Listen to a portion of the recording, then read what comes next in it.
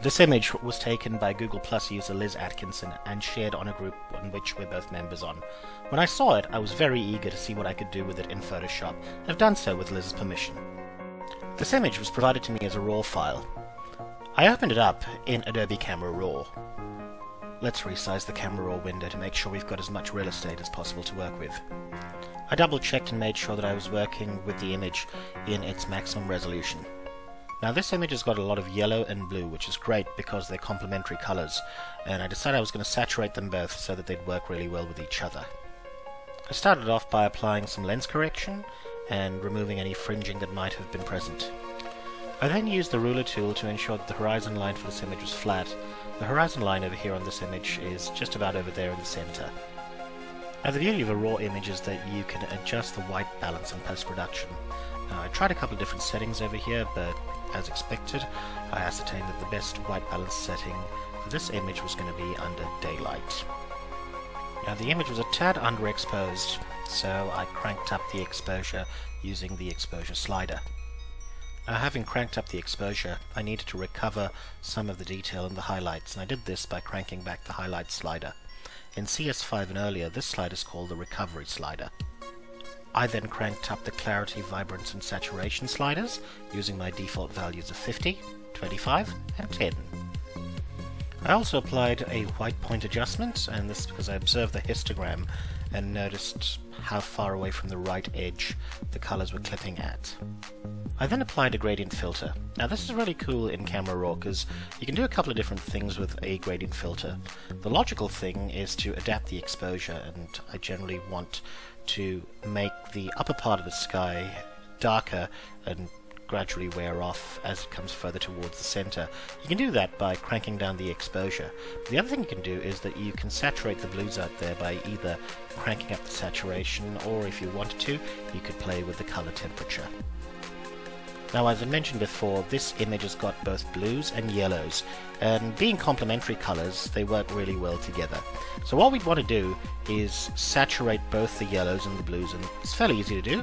In Camera Raw, you can go to the Hue and Saturation tab and just crank up the saturation values on the yellows and the blues. And the moment you do that, you'll start seeing that the image really starts to pop. Now at this stage, if you take a good look at the image, you'll notice that while the foreground and the sky are very well balanced, the tree is a little bit obscured with a lot of shadow in there. Now we can fix this using the adjustment brush tool. And on the right hand side with the settings, all we need to do is crank up the exposure and ensure that all the other parameters, saturation, the highlights and all that wonderful stuff are set to 0. Once you've done that, it's just a matter of painting over the areas that you want to brighten up. So I've gone ahead and done that. Just cranked up the exposure a little bit and then gently painted over the areas that I wanted to brighten. The final step in Camera Raw was to crank up the sharpness, and I just went over and cranked it up to 75, and then I loaded it into Photoshop. Once loaded into Photoshop, I fired up Nik Color Efex and ran this image through a couple of different filters. I used a Pro Contrast filter to expand the dynamic range of the image. Then a graduated neutral density filter going from top to bottom. This was to balance the sky out towards the ground. I then applied a second neutral density filter going from the bottom to the top. This was for the ground so that the yellow of the grass didn't become overwhelming. I finally applied a polarizing filter to make the blues of the sky really pop against the yellows of the foreground. Once I hit apply, Nik Color Efex applied these effects on the image and created another layer. Now working from the new layer that Nik Color Efex created, I note that there are a couple of elements over here which have got a lot of detail, and they are the fence posts.